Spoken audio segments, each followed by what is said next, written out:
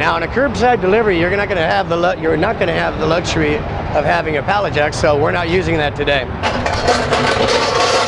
What I'd like to show you is how to install this safe into your garage, because this is your average scenario. It gets dropped off in your driveway, your truck driver's left, and you're left to do the rest of the work. So I'm going to use an apparatus that you can probably get from your garage or your neighbor. Standard refrigerator dolly. What you want to do is line it up to the side, push away from you on the top of the safe, and push in at the bottom at the same time, efficiently installing the refrigerator dolly. Then what you want to do is come to the other side. You don't want to push from the center, you want to push from the top. Pushing from the top makes the wheels catch, and you just go on with it. Just like that.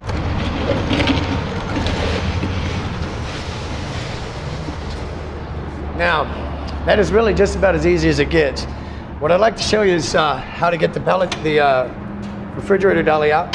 Push up on the top, pull out on the bottom, and you're clear.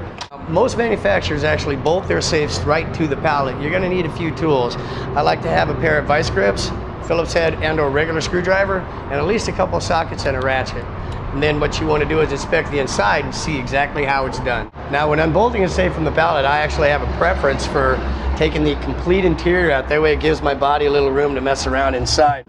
Now, all of that, of course, can be reinstalled later.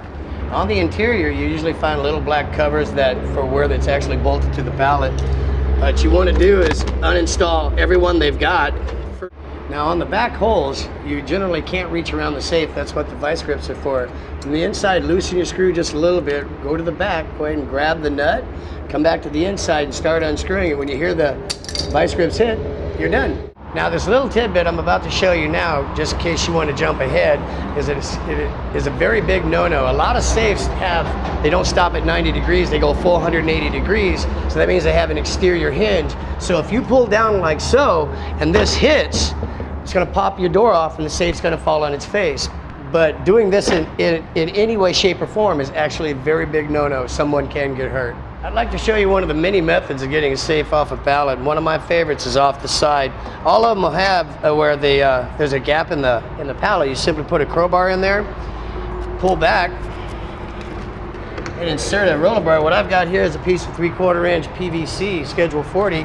You don't need anything more sophisticated than that. Drop it back about 5 or 6 inches and gently bring the unit back down. Go to the other side. Just give a push.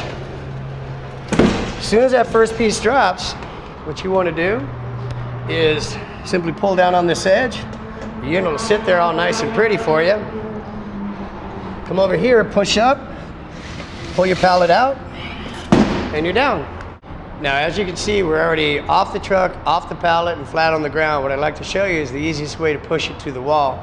If you push away from you just a little bit, you reduce the tension that's on the ground, so then you push to the back. So you go up and back. As you can see, if you do it that way, it's actually relatively simple. And just get it to the wall wherever you want it. Now, after you've got it on the ground, you want to check to see if it rocks. If it does, you want to shim it, of course, so it stops that. I'm a big fan of these easy shims. They snap off one at a time, and you can also break them off of whatever length you want. Simply push the unit back till you got it square. Then you want to insert this down there like that, and that just stops all the rattle altogether, or the wobble. And it's just that easy.